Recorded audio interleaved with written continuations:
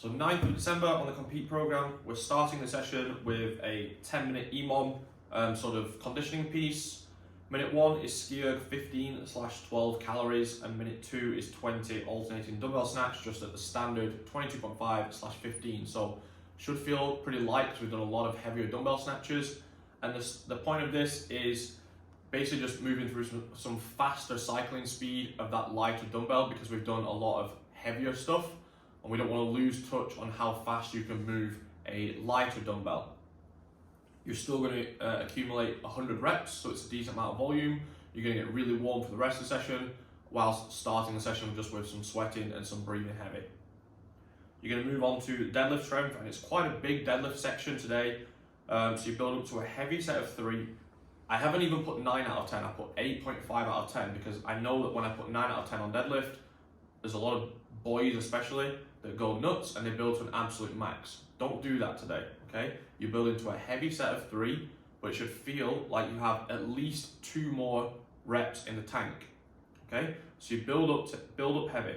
Then you go to a sumo stance deadlift and you do 3 sets of 3 with sumo stance at a lower percentage. And then you go to stiff leg deadlift and you do 3 sets of 5 at a lower percentage. So it's quite a lot of drop of volume, which is why you don't want to be going super heavy to a max on the first session, the first part of the session. And then we have gymnastic conditioning to finish off.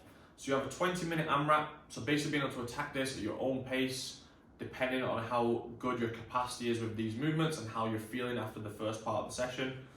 So you have 12/9 calories of Echo Bike.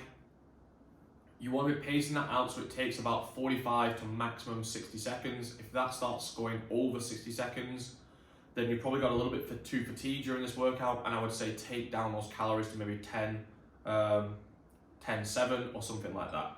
So 20-minute AMRAP, 12/9 calories Echo Bike, and then a rope climb, 12/9 calories Echo Bike, and then a set of muscle ups. So you have the different variations of rope climb there. So either a standard legless rope climb, a shorty rope climb, which is what we call it when you imagine that the rope is cut off at halfway, so you have to start with a few legless pulls and then wrap your legs around, or just a regular rope climb. And it needs to be a style of rope climb where you can just get off the bike, you move straight to the rope, up and down relatively fast, and you're back on the bike. So none of this workout should be wasted on transition times. The Echo Bike should serve as your recovery to be able to go straight into the gymnastic portion. You'll go back onto the Echo Bike, and next time you get off, you're doing your muscle up variation. So it's either 1 strict muscle up plus 4 kipping muscle ups, or 1 to 4 kipping muscle ups. So just choose a number.